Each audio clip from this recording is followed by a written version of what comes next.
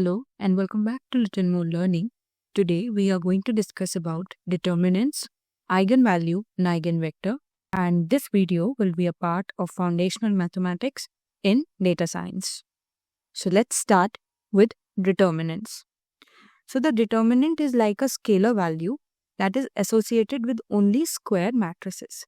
So it provides us important insights into a matrix, such as whether a matrix is invertible or not. So that is the basic function and purpose of determinants.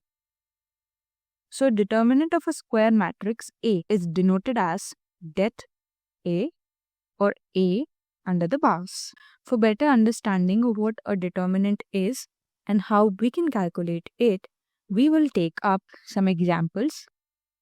Firstly, let's find out a determinant of a 2 cross 2 matrix. Remember, only square matrix can have a determinant. Let's say we have a matrix A with the elements A, B, C and D.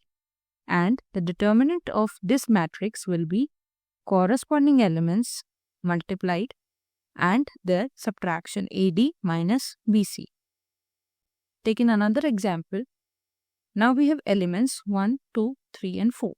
Now the determinant of the matrix A will be corresponding elements 1 into 4 minus another corresponding elements 2 into 3. That will result into 4 minus 6, which is equals to minus 2.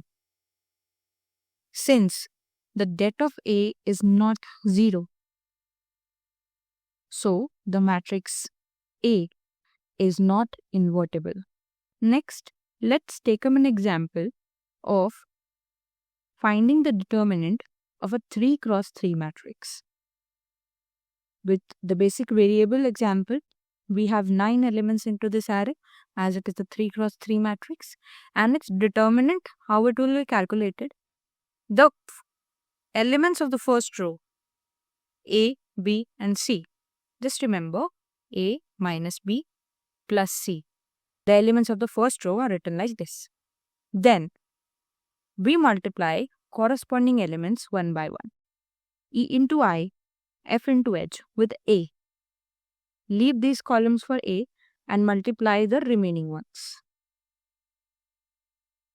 And for B, when it comes to B, leave these elements and multiply the remaining one, like D and I, F and G. When it comes to C, the column of C and row of C to be ignored, and the rest of the elements, that is D, E, G, H, multiply D, H and E, G. That's how it is done. So let's take example when we have numerical elements into our matrix. So we have a 3 cross 3 matrix with the following elements. How its determinant will be calculated? Firstly, the first row's element, how we'll write? 1 minus 2 plus 3. Then we will have corresponding multiplications between them. Now let's see. Now, when we are working with 1, ignore the column and row for 1. Multiply the corresponding elements 5 into 9 and 6 into 8. Now for 2, ignore the row of 2 and the column of 2. Then we have 4 into 9 and 7 into 6.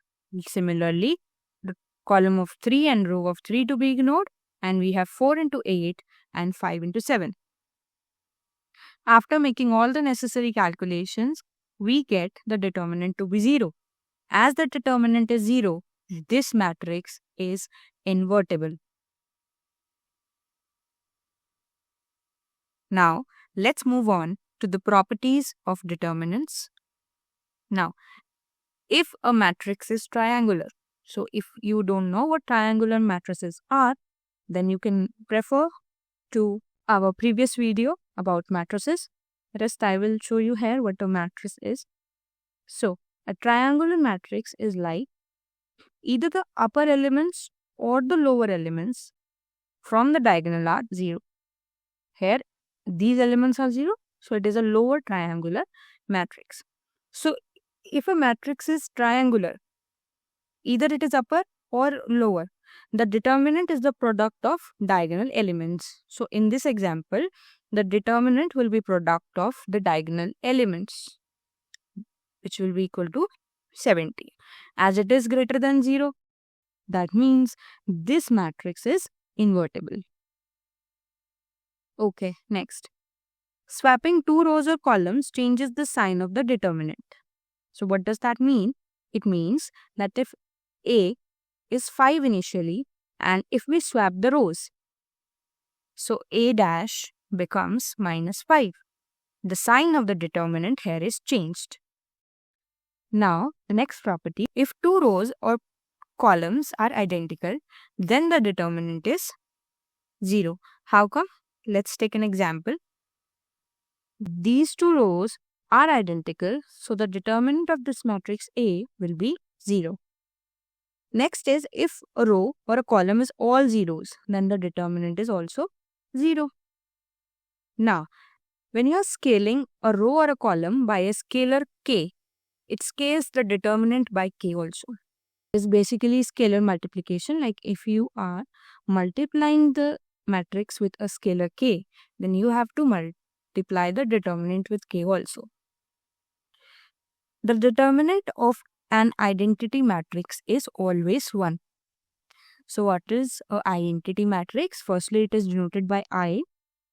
The matrix with 1s on the diagonals and rest of the elements are 0 is a identity matrix. So, or we can say det of I equals 1. Now, next comes up applications of determinants. Firstly, to check the invertibility of any given matrix, a square matrix is invertible if and only if its determinant is non-zero. Then, solving system of linear equations. The determinant is used in Cramer's rule to solve systems of equation. Then, volume of parallel piped. The determinant of a matrix formed by vectors gives the volume of the parallel pipe they span. Then lastly, in transformation properties, what it does, that it measures how a linear transformation represented by a matrix scales area or volumes. Next we have eigenvalues and eigenvectors. So, eigenvector of a square matrix A is a non-zero vector V such that when A is applied to V, the result is a scalar multiple of V. So, there is an equation for it, that is AV is lambda V. When a vector V is multiplied with A, the output will be a scalar multiple of V. So, this scalar multiple is only the eigenvalue. The scalar lambda indicates how the eigenvector is scaled during the transformation. So, how we can find these values? Firstly, when we have this equation, we need to rearrange it and multiply it by an identity matrix and then equate it to 0. For non-trivial solution, when B is not equal to 0, then determinant must be 0. For finding eigenvectors for each eigenvalue lambda, substitute it back into the equation and solve for V. Now, all these terminologies to find these. Now, let's take an example of a 2 cross 2 matrix that has the following elements. There's a matrix A with elements 4, 1, 2 and 3. Now, the step 1 for calculating eigenvalue and eigenvector are characteristic equation. That is, we need to find the value of A minus lambda I determinant. So, it might be confusing that how these values are up to here. So, our matrix A has the elements 4, 1, 2 and 3. We need to do it lambda times identity matrix of 2 cross 2 only. So, when we are subtracting them, 4 minus lambda, it's here. Then 1 minus 0 multiplied by lambda, nothing, 1. Similarly for here, 2 and here 3 minus lambda. Now, for finding the determinant of a 2 cross 2 matrix, what we do? We multiply corresponding elements. So, here we did 2. And after solving this, we will have a quadratic equation like this. And to solve it, simply we have used substitution method. And from that substitution, we had lambda 1 equals 2 and lambda 2 equals 5. Now for these two lambdas or the scalar quantities or eigenvalues, you can say we need to find corresponding eigenvectors. Now let's move on to finding eigenvectors. For lambda 1, that is 2. We need to find, it was initially like this. Now we have lambda 2. We know the value of A and I. Now how these values are there.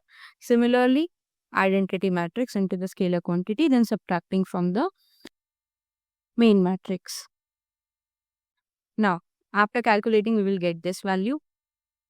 Now, using the first equation and the second equation we got, we will be substituting the values and we will assume V equals x1 and x2 and equate it to 0.